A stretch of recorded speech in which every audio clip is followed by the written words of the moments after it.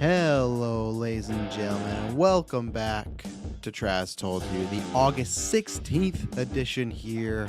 It's Tuesday, looking very forward to talking about some topics today. A little earlier for people watching live, or even the podcast feeds make it, wow, why? You probably get it before the 3 p.m. PSP. Like, this doesn't make much sense.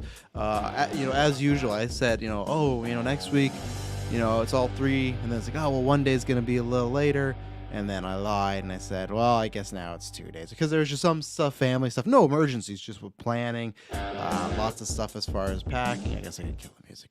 Lots of stuff with packing, etc., all that good stuff where top of the morning Dilma says yes, but lots of stuff where it's just like, I don't know if I'm going to be back for 3 here, and I don't want it to also be a rush show. So I guarantee you what's going to happen is I'm going to end this, and then in an hour they're going to cast Wolverine, or Henry Cavill's going to come back as Superman, stuff like that. But then I will either do something bonus or it'll just be tomorrow's topic. So little risky doing it this early and stuff like that. As I've always said, I like to do it midday because I let the topics build up throughout the day. But alas, life gets in the way. Things happen and everything like that. But all good things. Like I said, nothing emergencies. Just having to, when you got yourself, your lady, a dog, which we're taking to the vet before she gets to go watch the grandparents because she gets the full treatment, gets the nails done, her eyes get looked after, she gets her anal gland every month. She likes seeing the people, but then she realizes, oh no, I'm here for all that stuff. But so we're doing a bunch of things in this 2-day span. Obviously you guys know Kyle. I don't know if I'm gonna get him on the podcast before then, but he's back in town, so I'm seeing him. And then Emily has a friend that came back in town, said, oh, hey, how about we do tomorrow? So it's just like all this stuff where it's just like, it went from, oh, we have a few things planned and we got to get ready to, oh, there's a bunch of people here and that. So all good stuff though. Seeing people we love, friends, family, good things. So this is Travis Told You. This is me covering some news, and luckily there's been quite a few like little stuff that's come out today. We got the big topic overall.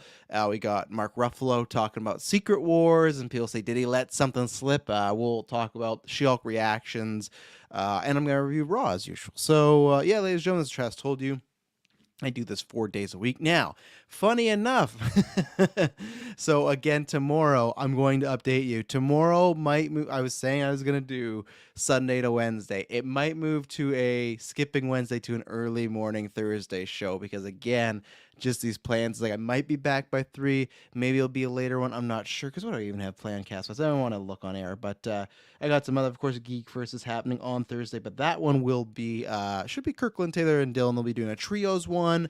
I'm not sure because there's been some news, but nothing too crazy, so I don't know what the main topic will be. If not, they'll create some sort of topic that I would love to hear when I listen back later on. What do we got? I guess there's teasers for Rings of Power, and we can just bug Kirklin about his, they can bug him about his knowledge. But yeah, we got, obviously, on Patreon, that's the best way to support us, because if you support us there, you get more content, more shows, everything like that. I'm looking forward, because I'm starting to put together a 24-hour stream. I'm starting to put together the schedule of next year. To tease, we're going to have, before COVID, we had like our, year 5 slate and everything. It's looking like that's going to happen. So there's some fun stuff cooking. That's all I'll say. So look out for that. That's obviously next year, but still, just we're talking about it right now, and I'm talking about these things and everything. So we have, what's happening else this week? Oh, that's what I was saying. Talking about Patreon, we got 2 things up there. After 9 is up there for the patrons, and then right now, I'm not sure when it's dropping to the public feed next week or so, but you got the Fellowship of the Ring, ad-free, early, 4-hour cast. We love talking about that one. We're recording 2 towers later on today, actually. And that's going to be tons of fun. We've been waiting to do these ones for a while, and I'm getting very excited for the show. I know it's not exactly the prequel on Peter Jackson stuff, but I'm just excited to get back in that world. And we're going to talk about that show a little bit after, too, because there's been some news about its schedule and everything. So head over there, and then everything else is down below. The links, the audio, the video, our separate feeds, our podcast network feeds, which pretty much is going. I think there's like a show a day there now, pretty much, between specials and all this stuff and everything. So, lots of things going on over there. It's a good time. And I think that's about it. Manscaped, 20% off, free shipping. Go do that. And again, you support our sponsors. You support us.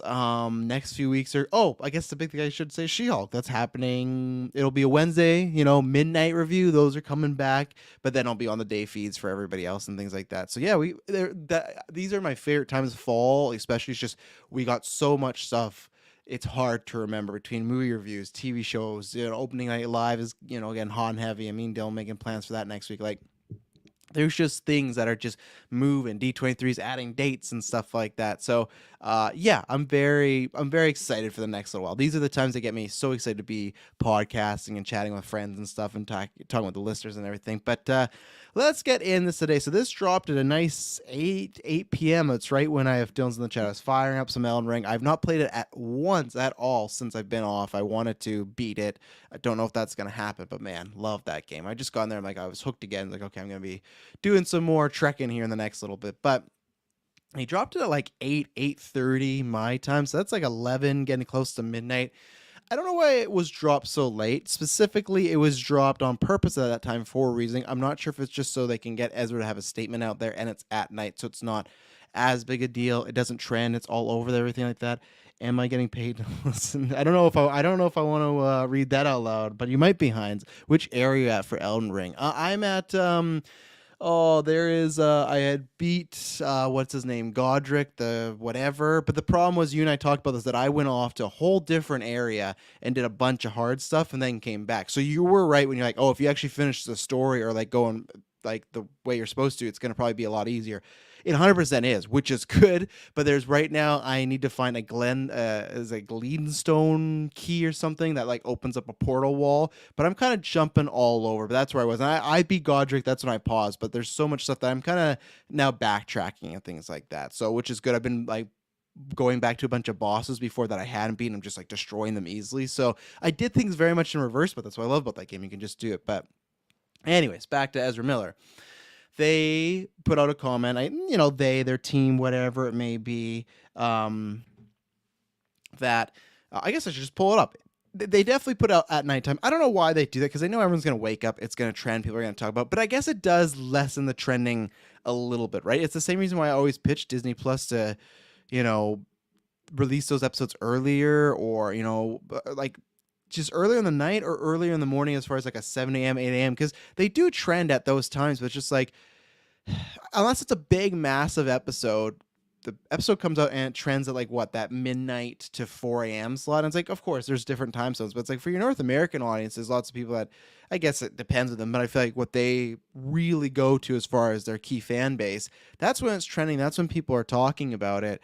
And the trend just kind of goes away. Like by time people are up watching it, that trend's over. Now, again, it could trend again. People are still talking about it. I'm not saying that, but just to keep that hype going. But I think that's why they released it later on in the night, so it wasn't talked about as much. And then if everyone ever goes, hey, did Ezra even say anything about this? I go, well, yes, they made a statement. This is how they feel. So I think that's why it was released so late. But I will read the statement. This is obviously something we talked about for a while, but it is a new development, and it is interesting in a few fronts. And it's interesting to see the reaction to it. So having recently, this is Ezra, not me. Luckily, I'm not going through what this individual might be going through. But having recently gone through a time of intense crisis, I now understand that I am suffering from complex mental health issues and have begun ongoing treatment, Miller says. I want to apologize to everyone that I have alarmed and upset with my past behavior. I'm committed to doing the necessary work to get back to a healthy, safe, productive stage in my life. All right. Very simple, right? But for me, and that's why there's so many opinions on that, and everyone can have their opinions, everything like that. Does this make it go, okay, everything Ezra's ever done, I forgive them, it's all right, completely understand? No, because there's lots of angles to this, but at the same time, from just a business PO standpoint, we talked about last week the 3 options that they're looking at, right? Canceling the movie if it got worse, doing the movie and not promoting Ezra at all, or Ezra gets help and we kind of do a comeback tour with him and try to do some little promotion. Seems like option 1 is what they're going with, both Ezra and the company. And I do want that option because at the end of the day, I've said this before, I make no bones about it. I'm not a big fan of his or their Flash, like the version of that, whether it's the writing, his performance, or their performance. I think specifically with Ezra's performance, that's more it. I don't think it is the writing, but that's the take that they're doing, and that's fine because, again, I have Flash and animated, Flash and video games. I got the Flash TV show, lots of takes. So if that's what they're doing, fine. I get it. When we go to review the movie, I still probably say, hey, I don't like this, this, and this. But, alas, I got Michael Keaton, Sasha Kaye. There's probably other things to love. And I don't think Ezra's Flash is it's not Jared. When I say I don't like it, it's not Jared Leto, where Jared Leto's Joker I think is a top 10 worst performance of all time in Squad. And even Justice League, there's things I like a bit better, but I don't like the take at all. I think they misunderstand the character. With Ezra, I think it is a choice, and I think I think there's some good scenes and some things work. It works a lot better. I would take Ezra's Flash over Leto's Joker any day, right? But from a business standpoint, this makes sense, this statement. It's, to me, smart to get something out there. And this is what I always wanted. And what I said way back in the day when we got that video of Ezra and that girl in Iceland. And apparently the case was, because I had to reread this, I kind of forgot about this, where she did come out a few months ago and say, Ezra and I were kind of playfully, doing this stuff, but then Ezra took it too far. And again, that could be attributed to this. That could be attributed to what people are going with drug or alcohol, whatever issues Ezra could have been suffering from, right? But I always thought, hey, can we at least get a statement about this? Even then, and I feel like this would have solved a lot of problems if they or their team just right away went with even that scenario of, again, and maybe that's just someone not wanting to admit to mental health issues, not really wanting addressing it. Who knows? But even it's just, this situation got a little out of hand, but it's okay. I didn't mean any ill or harm. And a similar statement, right? And I know that's been the biggest narrative, I think, lately is Ezra puts out this statement and people go, bullshit. It's not true. I feel like out of anybody that should be saying that, I should be one of those people, because I just don't actually really enjoy, even before all this, even before that video, just Ezra as a person. I felt that I understood what they stood, or I appreciate what they stood for as far as what they're doing for the gay community or for the trans community or things like that. That's all good stuff. That's not the stuff because I know there's going to be some bigoted assholes like, yeah, Travis is one of us. No, that's not it. It's just the way they would carry themselves, the way they would say things, and the way other people talked about themselves. Okay, they're very, kind of arrogant. And, I'm arrogant to a sense, but to a point where the shit doesn't stink arrogant. The part where I said this before, that maybe some of these problems are just that Ezra's an asshole. And I always get that sense that whatever it is the Dane Cook joke, right? Where you just see somebody and you go, I don't know if I trust them. And I used to like Ezra, but there was a flip of personality around I'd say probably 2017 to now era, right? But that could easily be what this is. And I should be the person that I feel like there's so many people around that time that video came out that just, whatever, it's just a video, went away quick, who cares? I was always railing against. I remember during fandom, our first one, I was like, they need to address this. They need to say something about the problems this person's having, and they never did. And obviously that's the old past regime, but I still think that is something that played a role in this. I do think them not getting, and the word is that Warner Bros. Behind the scenes was doing something great, but if they're doing it behind the scenes, it still feels like it's quiet and they can kind of feel like they can get away with it because, I'm not going to do anything. And there's been so many people that, this is BS, all this stuff that's happened, how could we trust them? How could we listen to them? They're just making this statement. And it's tough. And this is where it's funny. I always use Star Wars as an example, but this is where I guess where I'm different as a person from now. Podcast started in 2015 and now we're 2022, so 7 years. So we just had our anniversary. And I look at Kylo Ren's character, right? And I remember in Force Awakens that time, I wanted nothing to do with Kylo Ren getting a redemption arc. Come around 2019, I grew to it because, one, I just thought that's the route they're going. But two, things change, things happen in life, and you grow. You go, you know what? I'm down for people to have redemption. Now, that's a bit different case because that guy's a fucking genocidal maniac. And I think my problem was not that Kylo Ren got redemption, is that the fact that it was done so poorly and just a pretty much copy of Vader. And that's what I did not want. That was always my worry. So I now in life am always, okay, let's see if this person can make a comeback, give them a shot. And yeah, sure, lots of things have happened, but let's take this completely at face value. Let's say this is 100% true. And I talked to some people that said they had gone through some stuff as far as like with Ezra, not them going through with Ezra, like Ezra's the person. That's always tough with I hate that with the pronouns as far as the they, because not that I hate that, but it's just like when I say they as a group and then they as Ezra, it gets very confusing. That's why I'm trying my best to say Ezra now, so I can kind of do the differential, because when I'm talking of groups of people, like they have friends or they have Warner Brothers, it kind of gets confusing and things like that. So Ezra, they told me, okay, Ezra has been through stuff. And there was these rumors, right, that apparently, I don't know if it's rumors or fact, that they had someone close to them murdered by, it's a weird situation. Remember like the KKK video he posted and all these things? Like there could have been something that happened with that stuff, and maybe a person has a mental break. And if I'm going to take this at face value, of suffering mental issues, this would track. I've known people with them. Luckily, I don't have any other than I think I have like some small anxiety in some certain situations, but I think there are certain situations where the anxiety kick in. I know people like that though. I've dated people like that. So that stuff does track where they just people that have mental health issues can't react the same way. And that's something where for me, not knowing that, when I look at all the things Ezra go, I go, hey, this is not a normal person. And to me, if they're not mentally ill, it is this person is a jerk, they're an asshole. And that's where I could be right, but I could have been very wrong. And that's where I'm open to, okay, if this is face value, if Ezra's had these problems, this does fit with a lot of things that have happened. A lot of these situations where we go, this just doesn't make sense.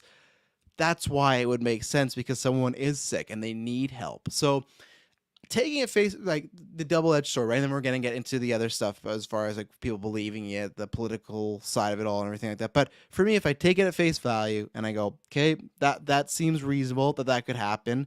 And I'm going to give this person the benefit of the doubt. And I'm somebody that, you know, in the past hasn't really liked the performance, hasn't really liked what they do as a person, but I'm hoping this is a real statement. And I got a question from Josh Wright, one of our patrons, about this, and I tweeted out too, where I think my statement might have seemed cold of like, well, I hope this is real. And I do hope it is real, because that is the other side that we'll get into. Like, what if this is just a statement just to get the movie going and it's all a crock of shit? But I want to try and see the best in situations and people. And what I want to see in this situation is that Ezra had something bad happen to them, or some sort of just series of unfortunate events, and, you know, a lot of bad things went down. And now, whether it's themselves, their families, friends saying, hey, you got a problem, you got to fix this, and these are the steps to getting it fixed. Now, the rumor is that they've been actually getting help since July. But that's where the statement may come out later than July, because it's like, hey, we want to, if you got any shot of wanting to fix this, fix your career, we got to start getting in PR mode, right? Which that's the nature of the beast. There's a chance Ezra could have been in there in July and said, you know what, I want to get fixed up, I want to get some help, and I'll get back to acting at some point in my life, but I just want to do this quietly by myself. But eventually, that's the thing when you're in this profession, you go, hey, you got to start telling people so people can trust you, right? So I want to take it at face value. Now, water break. I took a longer one than I thought. Now, this is where Josh Wright brings up a question, and this is what I was going to bring up as well. Is you see a bunch of people already kind of not poking fun at it, but just like doing the sure Jan stuff like that. And Josh Wright, which you can go to any tier. Thank you. He's a Patreon producer, the highest tier. Check out Mr. Fantastic Mr. Fox. We just reviewed it because he picked that movie. Good time there. He asked, do you think Ezra's statement was only made due to Warner Brothers presenting them with the three choices, or if they genuinely want to improve? And that's the $1 million question, right? And on face value, if this is all true, then I'm great. I'm 2 thumbs up. Let's do this. Because even if I don't necessarily like a performance, I'm not going to go, oh, that's why I want them to be gone as Flash because of these reasons. No, that's pathetic stuff. And that's where lots of people online, and they're just like the bottom basement dwellers. You know, like those people that take that stuff of liking or disliking someone in a role and bring it into real life situations. No, that shouldn't be a scenario. But so let's say, okay, hopefully it's face value. If it's not, there is a chance where it's like I said, Warner Bros. Say, hey, you got to make a PR statement. You got to get on top of this. You got to talk about this. What we will see is what happens in the next little year, pretty much 11 months, 10 months, because what the successful path is, and the path that would make me believe that they are trying to change, is they put out the statement, they keep getting help, they eventually do press, and I think there will be a podcast interview of explaining each situation, whether they believe they are in the right or wrong, because there are probably situations where they go, hey, this was weird, this didn't make sense, but this is why it was happening, or why I reacted to that way. Or even if it's like, this is what happened and I did it poorly. You can get that. And then no incidents as well. I'm not saying no incidents ever again in life, because it's like a, you know, a drug problem, alcohol problem. Mental illness is not just going to go away. You know, it's not just, oh, they got fixed and they're good forever. No, it's a struggle all the time, right? But it is a sense of, if it continues and it feels almost deliberate, if it feels like the statements they gave out were phony, that's where you start to break people. And I think that it is, even for their career, they do have to be careful, because I think these next 10, 11 months, all eyes are going to be on Ezra, especially with Flash coming out. That's going to put, especially if someone does have mental illness, put immense pressure on them. And I do believe that, because these events are weird, but it's the same thing too. This person could easily, they could just be a Hollywood PR thing of like, the person is an asshole, but we'll blame mental illness and just stop acting like an asshole, right? It could be a complete crock of shit. And even if they have no problems from now until Flash, they could still be lying and just like keep it together. And then after, things happen. You don't know. And that's where we can't judge. We're just on the outside. But yeah, there's 100% a chance that this is just a PR thing. And it's hey, these are what you're going to do. What do you want to do? And they're going to try that. We don't know. And even scoopers, they'll try their best. You don't exactly know. The only people that know are Ezra and the people that they're having meetings with, right? So I just want to hope that it is true and the person is getting help and we hear minimal events in the future. There, of course, like I said, with mental illness, it's not going to go away. So things could happen. But I think with the rate and how frequently things were happening, that's what the worry was, right? And I come from professional wrestling fandom, right? Where there's so much drug and alcohol abuse, and this is not the same thing because that's an addiction versus an illness, but still, sometimes they're, interlinked with one another. Look at someone like a Jeff Hardy who's had so many chances, and they come out and give this big speech about how I'm going to change. And then it's at the point where, like, the last 2 times in a row, past couple of years, it's like drunk driving, crash a vehicle, danger. And then it's that point where I do want you to get help. I do wish you a better future, but I'm at the point now where it's been so long and there's been so many, I'm getting better, I'm almost clean, that you probably need to do some jail time, or you need harder look at yourself in the mirror, like much harder, because clearly whatever you're doing is not working. And that's what will happen with Ezra. Like, okay, you did the official, usually when people do this, the apology is like, okay, it's the reboot. It's like, I'm going to try my best to be better at life. Can't be perfect, but be better. If this happens in 3 runs from now, it's like another run through Hawaii and all these things are going down. Even if there is a slippage, people will lose even less faith, and they will think that you're just bullshitting us. They'll just think that you said that for PR because Zaslav and the team said, hey, we got to get Flash out, be a good person until it comes out. After the movie, it's not as bad because I hate to say, and that's part of Joshua's question too. He says, follow-up question, what do you think the chances are actually they improve and the return is Flash products? As far as they improve, I don't know because I don't know the actual state. That comes to 2 things, like the state of their illness and also just what are they wanting to change. Same thing. If they're there purely just to get a movie out and because a big company told them to straighten up, they're probably going to fall off. Like, I guess I'm using more addicts and stuff like that, but they'd probably fall off the wagon again because the second that movie's out, they could say, hey, you're no longer Flash, or that pressure's over. So the only way I think they could improve or get help is if they genuinely want to do that, not that they were forced into it. And sometimes it's so good that you force them in the situation, but I'm saying once they get forced there, they get sat down by friends, family, even if it's business people, and then once they get to a facility or getting help or a therapy, they sit back and go, you know what, this is actually good, and I did need this, and it clicks in. So at any point, if they want to get help, that is the goal for it getting better. Future Flash, that depends on, I think, 3 things, and I've already talked about. 1 is just how these next 10 months go, and if there's any more issues, anything like that. 2, if Ezra does do what they said, limited press, and how that goes, because 1, like I said, you'll get a podcast or interview probably about all the instances and more make good and stuff like that. And maybe more, like it was some of that situation where he lost someone, maybe more as far as like, or they lost someone, more of explaining why they got driven to this point. And then 3, it is I'd say maybe it's 3 and 4, but I'll put them together as far as like box office / DC future. If it comes out, makes $1 billion, very successful, then you got the high chances of, if Ezra has done the other 2 of the strikes of, behaved well, done the press well, and then the movie performs well, then there's a chance. If there is instances, again, bad PRs, let's just say they go on a late show and they're erratic, or they're kind of at a dickish to somebody, or, things like that, they get pressed and they press back.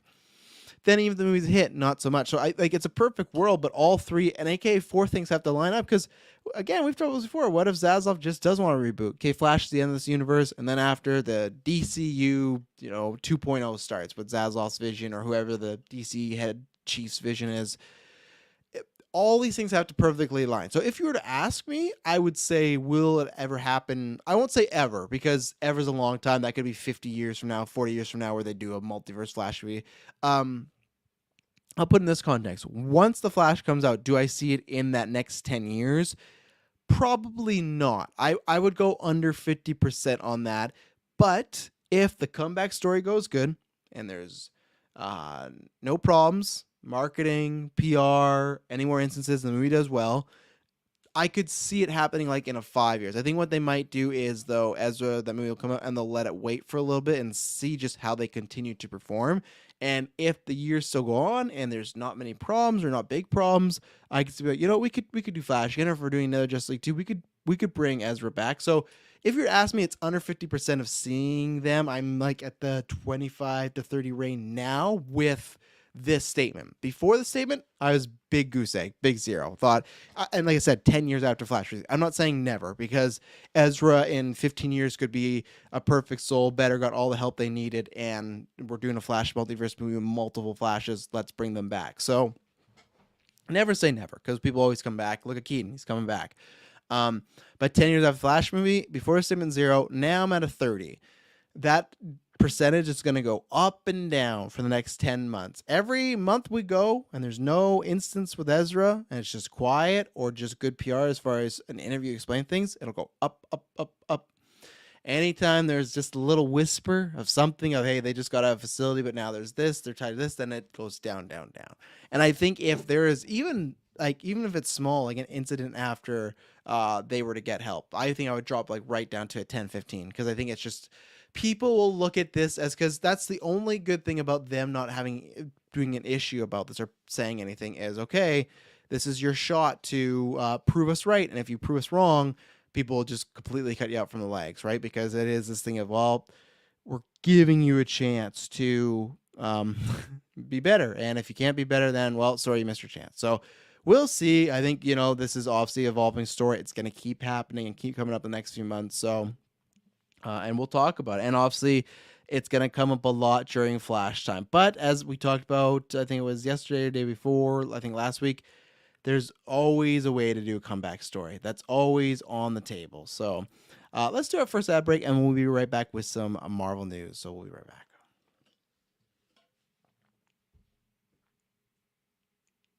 And we're back. So Mark Ruffalo, right? You got Tom Holland, you got Mark Ruffalo, our favorite, MCU inside scoopers and stuff like that.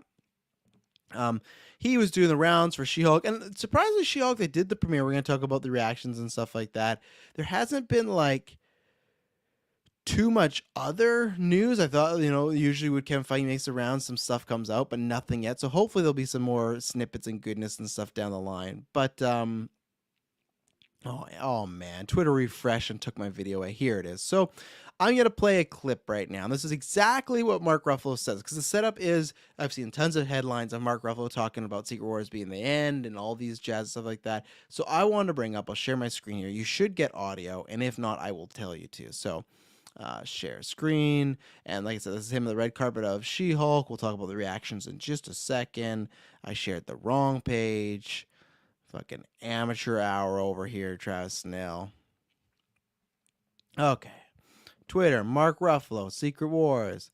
Not sure whose account this is. The free publicity for me. So here we go. There's a few Easter eggs in this thing that kind of led us down to believe the World War Hulk storyline. This is about World War Hulk. Are you up for a solo Hulk He says movie? this every time. You want to be Hulk in a movie? Anytime they want to do it. Anytime. And he's always saying that. All so. right. All right, last but not least, I'll let you get out of here. Kevin has obviously revealed that all this is going to kind of end in Avengers Secret War. How do you think this will compare to Endgame? What do you think? What can you tell us? What can you tease us with? Well, it's going to be hard to top Endgame, but if I know Kevin and I know Marvel, it's going to be pretty amazing. It'll be a big bang. Yeah. We'll go out with a big bang. So that's been what's taken from this clip, right? Is we're gonna go with a big bang, and people all this stuff, and we'll talk about too, just like the possibilities. But the talk about, is that meaning a reboot? Does that mean the end of the universe? All these sort of jazz, right? To me, what Mark Ruffalo is doing here, and I know people, there's all these clips all the time, right, of him spoiling this, spoiling that. To me, the reporter set it up in a way where he said, Kevin talks about, this being the end. And then he throws to Mark Ruffalo, who talks about, hard to top Endgame, but we'll go, I'm sure it'll be, Kevin will find a way, we'll go with a bang, end with a bang, right? To me, he is just paraphrasing or saying back to what the reporter said, as far as Mark Ruffalo, I don't think has seen a Secret Wars script, I imagine. And Mark Ruffalo, to me, he's in the know, but I don't think he's following these things up to date. So if Kevin Feige somewhere said Secret Wars was the end of the MCU, I don't think Mark Ruffalo would know that until someone like this interview told them. And the same way, Kevin Feige never said that. Kevin Feige never said, hey, he said that would be the end of Phase 6. He's never said it was the end, like the end, capital letters end. I think it's literally, and this was like so many headlines, right? Because I saw this, like Mark Ruffalo says Secret Wars ends MCU, all this stuff. The reporter phrased it that way, and Mark Ruffalo is just responding back with kind of saying, because he said ends, I'm saying ends. I don't think that's the case. Dilma says it'll be the end until Disney Plus shows launches 3 months later. Exactly, and that's the thing where now I don't believe this, but with Secret Wars, right, there is some multiverse timeline mumbo jumbo, right? So technically, and everyone uses that clip, and I still think that clip is fake when people say, oh, Mark Ruffalo really screwed up. There's a clip of Don Cheadle, Mark Ruffalo, and he's like, oh, this next movie is going to be crazy. Everybody dies. And I said the ha because he was about to say half. That's where I think the correction was, and Don Cheadle goes, dude. I think they thought no one was going to believe them. And they might even said that was real. I still think that was recorded or like pre-planned, because the way Cheadle acted, the way Ruffalo acted, it felt way too choreographed and acted out. And I think they were like, oh, no one's going to actually believe Mark Ruffalo saying that everyone's going to die. And yeah, sure, like everybody, lots of people died in Infinity War, but I don't think that was the case. If it was, then man, they do really have a problem. But I don't think that clip was ever real. I think they're having fun because like no one's actually gonna believe we're gonna kill off everyone. No one thought, even with the snap, like I think most of us, what we thought, the Marvel people, at least me, but I felt like it was the consensus of, okay, we're doing the stones, we're doing the gauntlet. We're probably not gonna get the snap. If we do, it's very small or something like that. But it's probably gonna get stopped right before it happens, because you can't do that in the movies, right? And even in the comics, they come back right away. It didn't go that route, but Mark Ruffalo said what he said. So now with all these clips, everyone thinks that, okay, Mark Ruffalo has spoiled and said like they're ending it. Is there a version where like Secret Wars has done this, right? Where they take a bunch of timelines, they combine them into one timeline. That's how we end up in the newest versions getting Peter and Miles in the same universe, right? Like a live Peter Parker with Miles Morales. Yeah, there is. And to me, I don't even count that though as the end of the MCU. To me, that's just another chapter. The same way you could bring back T'Challa that way, right? As a new actor, say, hey, this is T'Challa from another universe. I don't think it's the end, a reboot, because I saw a lot of people too being like, yeah, that's the perfect place to start over. Why would you start over? They're not at that stage yet. Like, you still got Fantastic Four, you still got mutants, you got a plethora of other characters they have not used. They don't need to start over. You just create the same world and you keep adding to it. Even if it's a soft, like creating the whole universe, to me, that's not rebooting it. It's the same way as people argue with The Flash, how it's going to kill the Snyder movies. It's like, if there's a new universe spun off from that Snyderverse, you have to watch the Snyderverse movies to get to that new universe. It's not like, hey, a reboot is we've recast and everything's new. I think, sure, you could find some sort of new continuity with after Secret Wars, but if you were to tell me, hey, the Secret Wars continuity has no ties to the previous MCU, absolutely not. We're not going to just start over and do a new phase of Captain America, Black Widow, Iron Man, new actors, new stories. No, I really don't think that. And then people go, oh, well, you got the mutants, you can do that way. You don't need to do that. You can still, either way, if you're bringing them from another universe or starting them anew, or they've been here the whole time, you can have that in the MCU, whether it's Feige or not. So I think people are, obviously, they're just kind of blowing this up. They're having, maybe some are having fun with it. Do I think it's like actually a realistic possibility? I think it's the ending for that phase. I think it's ending for some certain characters. It's ending for a chapter. But again, I don't think it is the end. I think one day, yes, the MCU will reboot and we'll get new versions of Cap and Tony and all this stuff. But I don't think that, and even then out of that reboot, I think it's just going to be another universe, another multiverse, stuff like that, if they happen to get that far. Because eventually there'll be characters like this crop where it's like, okay, Sam, Mackie's done as Sam, and Bree's done as Captain Marvel, Mon's done with Miss Marvel. Eventually it's going to be, okay, all the actors we want to do are kind of moving off or we've killed them. What do we do? Well, let's start it over. And you could. And that's where I actually think that, even though I think it would be suck, I think that's where that's the perfect time to not have Feige do it. Have someone else vision do it. It might not be as well. It might not go as well, but that's the time, right? Let Feige finish his run. And I imagine Disney hopefully would be smart enough to sign the man so he sticks and Disney doesn't go somewhere else. Even if it's signed to Star Wars or signed as an advisor somewhere else, don't let him go somewhere else, but they could drop the ball there. So is there a version of that true? Will end the MCU as we know it? Sure, but not in the sense of, oh, that's gonna reboot the no. That's not I don't think that's gonna happen. Now, tons of stuff, especially the last few weeks has happened I did not think would happen. But I just think if you look at their bread and butter and what they've been doing with this universe, it just wouldn't make sense with how they want everything connected, right? And even if we get a new complete timeline, it would still be somewhat tied to this MCU. So I think Mark Ruffalo is just responding to a reporter. I think the reporter got a good headline there. The World War Hulk, the World War Hulk stuff. I cannot say that together so fast on a podcast. We've been hearing that for a while. We're gonna get some answers with the show. Obviously, there's these rumors going around that we talked about yesterday, as far as like, or I guess 2 days ago, as far as the Hulk distribution coming up and things like that. So that could line up. But to me, just I know it's the same thing. Like Mark Ruffalo hints at Hulk movie. Nah, he said the same answer he always does. They always ask him, "Hey, would you like to do a Hulk solo movie?" He's like, "Yeah, I'm there." Like, because I think he does like the character, but it's a nice paycheck if you're the sole star in it. So yeah, we'll see. Obviously, Secret Wars is 3 years away, but She-Hulk is later on this week. So speaking of She-Hulk, She-Hulk had its reactions come out pretty positive. So they're not the overall reviews. I think the review embargo drops tomorrow. But so far, pretty positive. I know people are going to roll their eyes like, oh, it's MCU always positive. But hey, you never know. We went through Eternals and we went through, what was probably the least lately? I guess, well, honestly, I guess there were some people for Doctor Strange Multiverse of Madness that did not look at it as too positive because of the Raimiisms and stuff like that. But overall, still, like, what is it, like 80% Rotten Tomatoes, 900 million box office. I think it's fine. But so far, all of them are saying they got the first 4 episodes. Seems like people are enjoying it from like the majority. Seems like the good thing is lots of people are saying the CGI looks better and it's not stand out like it used to. People say that so if you're watching along, just so you know this, it's not a spoiler. I don't think it is. It's just more of a heads up. So far, at least for the first 4 episodes, every episode has a post-credit scene. I think it's going to be very much like Peacemaker, where there could be ones like maybe that's a Daredevil or maybe there's a serious one. But I think that, who has She-Hulk? Fuck. I was just thinking about for our Marvel character draft about She-Hulk, or about we drafted characters, right? And we had a thing where people get points for having characters in post-credit scenes. Dylan Musk, of course, as I do. And we're gonna have to talk. Like, I guess technically end credit appearance, I also have Daredevil. Yeah. So you know what? I'd have to argue. Did anyone pick up Hulk?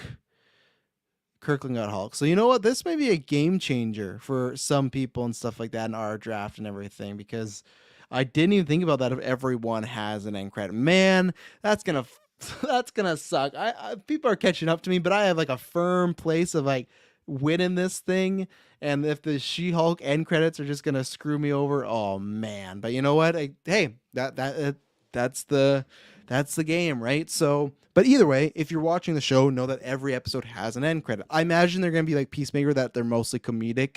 Peacemakers were different, various versions of the scenes, like with different dialogue. I don't think it'll be that, but maybe that's where we get some fourth wall breaking stuff with the Kevin Feige or things like that. So, yeah. See, people say that they expect it to be. They've always said this, and this is why it's good to me with Marvel. What they do, expect it to be a legal comedy, and that's what people are saying. It's very Ally McBeal. Some people have said for better or worse, feels like an ABC like sitcom. Some people praise that, and some go, no, that's negative. Some people have said that there's lots of little fun cameos and lots of good connections to the greater MCU. So to me, I've always been excited for the show. The reactions from most of the people that I listen to, actually, that's kind of a lie. Most of the people that I listen to, it seems like it's a 50-50, but I've been excited, and I think what the show's been advertising for me, it's going to give me, and I'm thrilled. And we're only a couple days away here, so I'm excited to get in the MCU. Excited to see what these end credits are. Maybe we'll have to talk about that too in the GeekVerse episode. They will. I guess I won't be there, but as far as the end credits, because man, that's potential like 90 points racking up there, depending who's in them. So let's see here. Wednesday. Now you're thinking, no, it's Tuesday. No, it's talking about the show Wednesday. Netflix's Wednesday, starring Jenna Ortega. It's the show that's going to be run by Tim Burton, but also directed quite a bit. I'm just pulling up the plot here. There were set photos. Let's see. Netflix's Wednesday, which they did not give a date yet, but because they're dropping set photos, they're doing press, they're talking about it. I feel like we're going to get it soon. I feel like, as we were talking about yesterday with that Guillermo del Toro show, the perfect time is October. An Addams Family show, that seems the route. Now, if it's next year, then I understand not to do it. But if it's next year, I don't know why we're getting all this stuff right now about the show. So I think it's going to happen. But they released the press photos of Catherine Zeta-Jones as, oh my God, Gomez and Morticia. Then you got that other actor, I forget his name, who's playing Gomez, who I'm still unsure about that casting. I know that, they're looking for almost like what he looked like in the drawings in the classic Addams Family, where he's like a smaller guy, he's a bit more chubbier. That's not my problem. I just... That guy has a certain sense of humor, and you've seen him in a bunch of stuff, a certain sense of humor. And I don't know if it works for Gomez as much as that I want. But either way, alas, we'll see what happens. I'm there for Jenny Ortega. And Tim Burton has directed 4 out of the 8 episodes. They described it as trying to make an 8-hour Tim Burton movie. So if you're one of these people that does not like TV shows that just feel like a one long movie, apparently that's this. And to me, that kind of makes sense. Burton's never really done TV. I think Burton's not getting less work in the world, but I feel like he is in the sense of his movies aren't really producing massive hits anymore. So it's a sense of like, well, how can we use him and get his name and get some success, but maybe not give him a huge budget or anything like that. But what is it? Netflix's Wednesday series will focus on a number of murders that plague the small town where Wednesday has been sent to Nevermore Academy, a prestigious boarding school for outcasts, which is kind of fun. It kind of plays almost on Addams Family values when it's like, she got sent to that camp that was for outcasts and misfits and everything like that. So, like the plot, sounds like there'll be like a murder mystery aspect to it, which makes sense if Wednesday's the main character. Maybe they're going to paint, because, the way she looks and acts, maybe they're going to pin it on her and she's going to try and prove that she's not that. I'm interested with the family if it is... Does she keep going back, or is it flashbacks of her family? I imagine it's flashbacks of her family, right? I still wonder why she's being sent to the school, because usually the family doesn't look at them as complete outcasts. Obviously, in Family Values, the family got twisted by someone to send her to that camp. So I don't know what it's going to be. And the other thing that people have saw that they talked about Uncle Fester. They said Uncle Fester's in the show, but we don't want to reveal anything. Just wait till you see it. Tons of people think that means it's going to be gender bent. Maybe. I don't really care. I don't if that's the case, fine. I don't. If everyone has their hill to die on, right?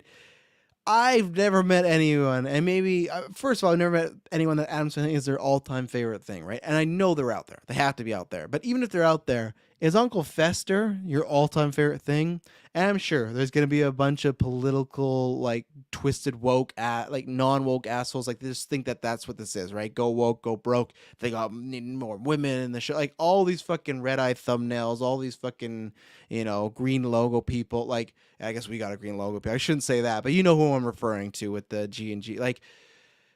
All these people that they're just gonna, and most of these people, as we've kind of figured out before, they're not actually that mad at it. They just know it gets clicks, because you look at these videos and so many times they're like, we're doing better than all these other channels, because they're taking advantage of other people that are lonely or hurt or life has gone bad on them, so they've become hateful. That's all they're doing, is just taking advantage. So to me, and that's why I just feel like this is the most fakest shit, and we're gonna see it at Wednesday Family, Tim Burton goes woke, all this stuff, right?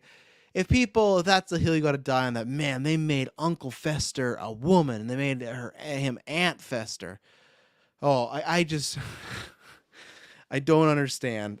There's dozens of versions of Addams Family out there. Multiple shows that run multiple seasons, multiple movies. Uncle Fester's all over. If they change Uncle Fester, Aunt Fester, and that really hurts you and bugs you, I don't know what to tell you, man. If that's what's really gonna worry you about this show, then man, I think you're a little lost, because it's one character who will probably be in a couple episodes and they're just changing it up because why not? It's just, I don't know. But I'm preparing myself, because people are right that could be to me, it's it's that or it's a big actor. So we'll see. But again, I don't care, because I don't need to die. I never really care for the most time if it's a gender bent thing. I think there's certain characters where someone like James Bond, I agree with the writers, that person is specifically written to be a man, the traits of a man, things like that. The same way as if you were to take a fucking Marilyn Monroe movie and be like, now we're going to make it Manson Monroe. And it's like, well, no, that's not her story. That's like, you're missing some vital things here. Same thing like Black Panther. Like, there's certain things that do call for it. I don't think there's anything about Uncle Fester that means it can't be an Aunt Fester. Uncle Fester's just a weird dude. That's about it, you know? So, and finally, Rings of Power has announced that they announced their release schedule, which was good because I got to do a bunch of calendar switches in our GV things. So, it's so close, sir. Was it 2 weeks from now? So September 1st, they are dropping the first 2 episodes at 6 p.m. PST, so 9 p.m. Eastern. So they're getting those 2, and then for the weeks after, it's gonna be 1 episode, and then it's gonna be Friday at midnight. Friday midnight and the Eastern midnight. So for us, it's gonna be dropping 9 p.m. PST. That's really exciting. They're dropping like a bunch of teasers now. They're dropping a bunch of looks and things like that. I do agree there's that one going around that isn't the greatest, that has Galadriel and that other guy kind of quipping, and they got like a romantic situation. That one doesn't look the greatest, but I think it's just for marketing, advertising, stuff like that. We're hearing a lot more Howard Shore score recently, so that's really good. But and then you're not doing The Boys, which Amazon lately, they did that with Invincible. I think they've done that with almost all their shows, right? As far as they drop 3 and then they go one by one. They're only dropping 2 this time. Of course, I'd take the 3, but I think this makes sense because it's going to be a bigger series. You could spread that out a little bit. I love, and I know the Eastern people are going to be mad at me, but I absolutely love this time because it's just like we can watch at a reasonable rate. I've said before that with GeekVerse, what we're going to do is that Thursday with them dropping at 6, we'll be reviewing the first 2 episodes the night of. So watch your feeds down. The other ones, likely Friday, because even then, if it's 9 and the episode's an hour longer, that gets us to 10. We might talk about, there's chance. I think maybe the finale, I bet the guys and I might be down to do like live and everything like that, just because it is the finale.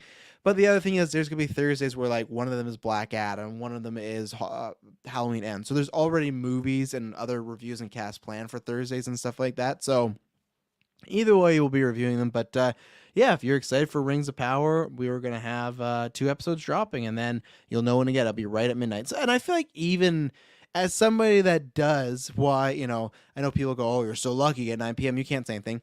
I'm somebody that is doing the midnight ones, right? For She-Hulk, for Andor, things like that.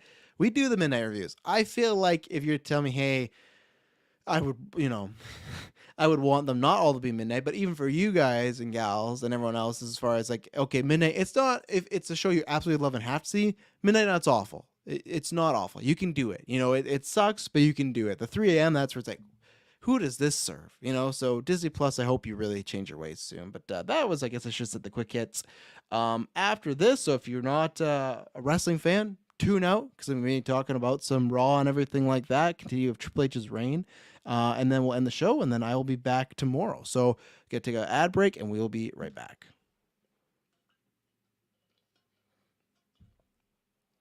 And we're back. So I guess I should pull up the results. So I think it's like, week 2 or 3 now of Triple H in control now of doing the Raws.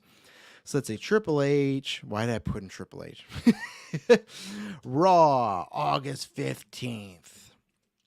Let's see, 2021. I don't think I want or 2011. I don't think I want those results, but overall, good Raw. Raw WWE continues to impress me. It continues to make me want to see you later, Dylan. Did for the wrestling stuff one day. He sat down and watched WrestleMania with me, but yeah, tonight is gonna be fun. But yeah, so with wrestling and Raw and WWE right now, I think they're firing not on all cylinders, but they're getting up there. Each week seems enjoyable. Each week gets a little better, in my opinion.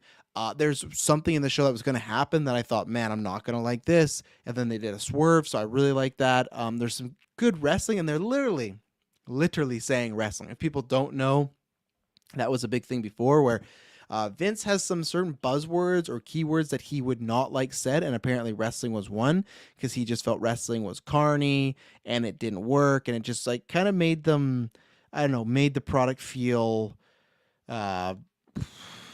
not grandiose. I don't know. It's fucking wrestling. That's what it is. Even if it's a predetermined fake sport, whatever you want to call it. That's what you do in the, like, what else are these guys doing in the ring? I guess they're fighting, I guess, but that's UFC then. This differentiates yourself. But either way, so multiple times it was dropped and everything like that. So it's great to see that's being incorporated. And that's where it's just like the storylines are feeling better. There's more connectivity. It does feel like there's week to week stuff happening. There's little things being thrown in there. There's returns. So I'm watching more and more. And this is the thing where I don't know, especially once I get back to work, if I'll be watching live all the time. Right now I am because I got some time, but I'll probably be at least watching replays. And what I like too is there's multiple matches in here that they were given time, that they feel it's not just a 8-minute quick match and then they move on. No, it feels like stakes, especially the title matches. It feels like it has stakes. It feels like, even though I think the title match should have went on last, I have certain things where I go, oh, this could have been better. This could have been better.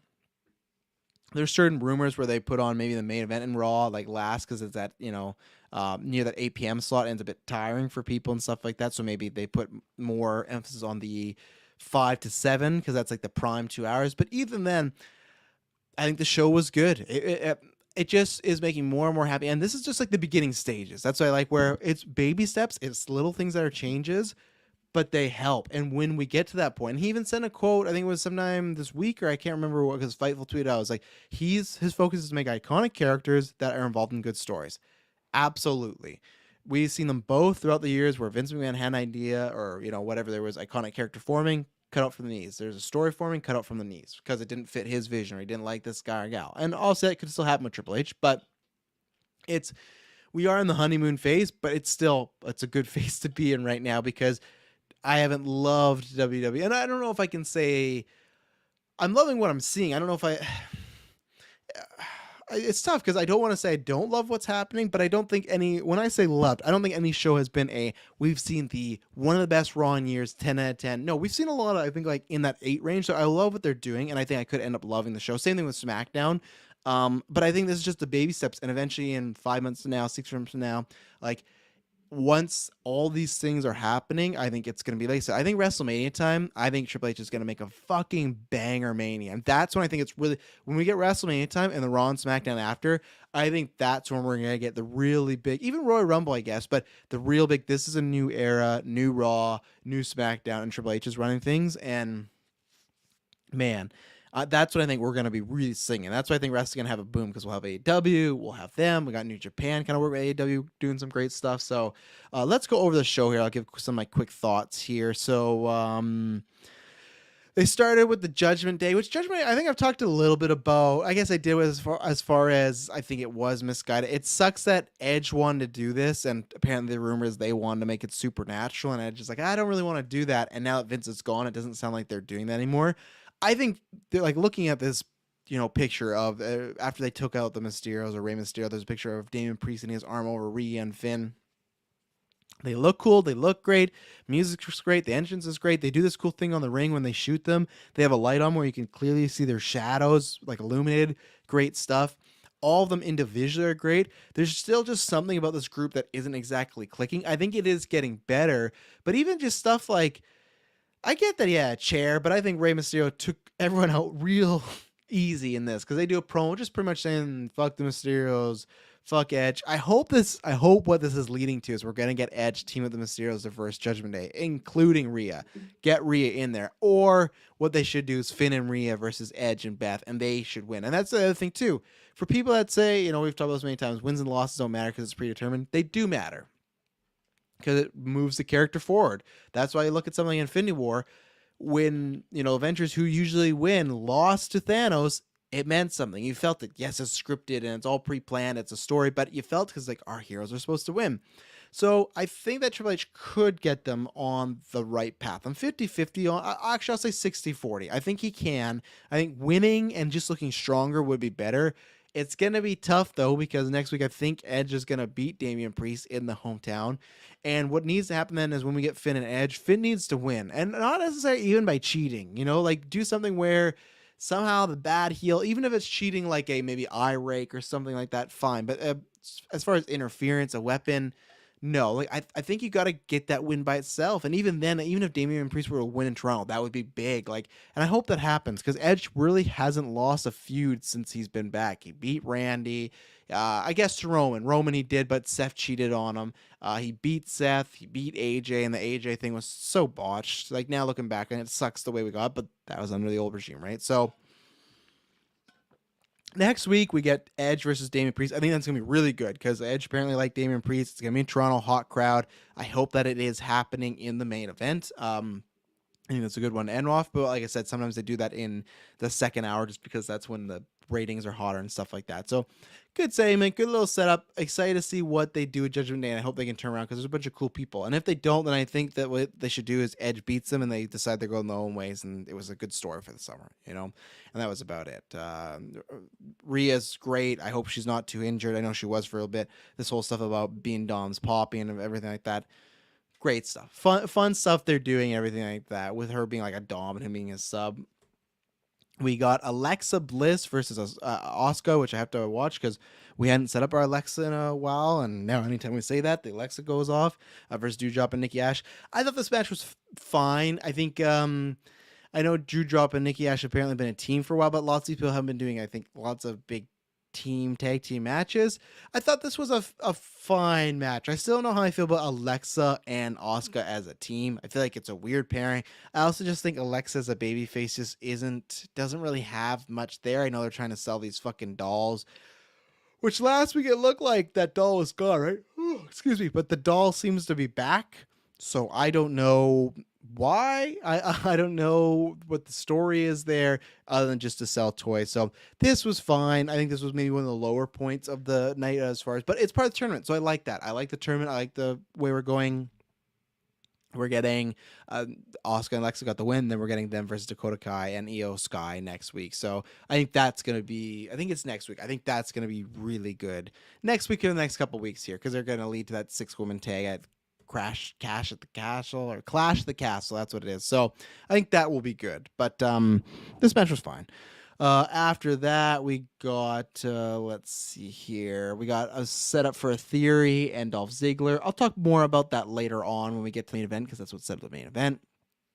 We got Ciampa and the Miz versus Cedric and Mustafa Ali.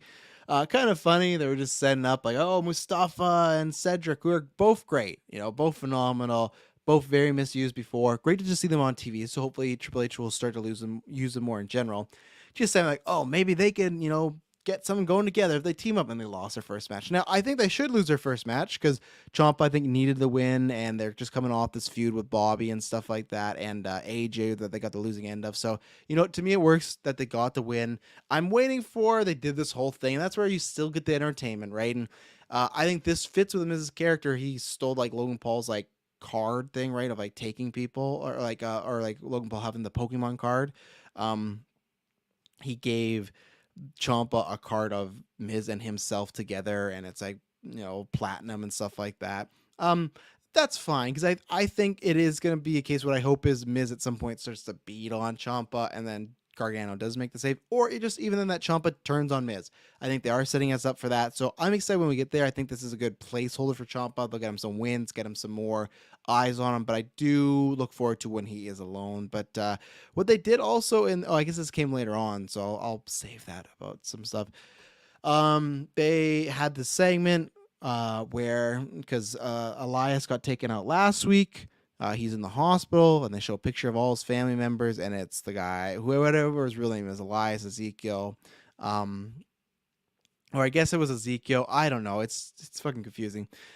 He's in a hospital bed. He has family members, and whoever the main wrestler is, Elias. He's dressed as all of them. There's Ernie Jr., Ezekiel's dad, like all this stuff. Like they're all in the hospital supporting him. I hope this is the end of the storyline, and they just bring Elias back. That's what I hope, that they killed off Ezekiel. It's a fun like character, you know, comedy gimmick, but for me, no, I don't need it on the main roster. So I hope this was like a send off. It was all right. Then probably my favorite part of Raw, seems to be most people's favorite part of Raw, but it was fantastic. Drew McIntyre and Kevin Owens having a promo off. Drew comes out. He's talking about, you know, he has a title shot and apparently his back is injured, which is a real life thing. So he hasn't been working live events, and he starts talking about people he could face, and he talks about how his back's injured because he's been carrying this company on his back for 5 years or whatever since he's been back. I'm not going to go that far.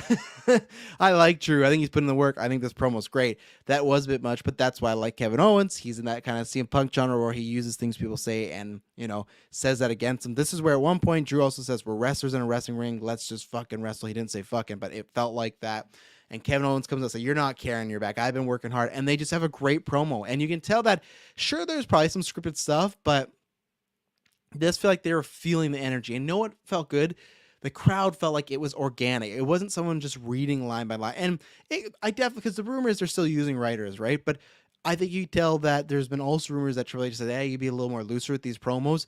You could tell. This felt like this because Drew said this stuff. And Kevin Owens came out and kind of dogged on him. And I was like, yeah, for a babyface, this kind of made Drew look bad because, KO's the bad guy, which I love. He's like, oh, I used to be called prize fighter, and that's back. Everything I love about Kevin Owens, my favorite version of Kevin Owens, are coming back. I'm just so fucking excited to see what they do with them.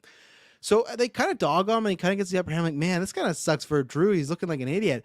And then he comes around and just cuts a great promo after about talking about just, one wrestle, let's fight. I am, like, he didn't say I am carrying the company, but just making reasons for why he is doing what he is, why he's as good as he is and stuff like that. And, why he's going to be champion. Like, it was a really good promo between both of them. It felt like fire, and you felt like you wanted to see the fight.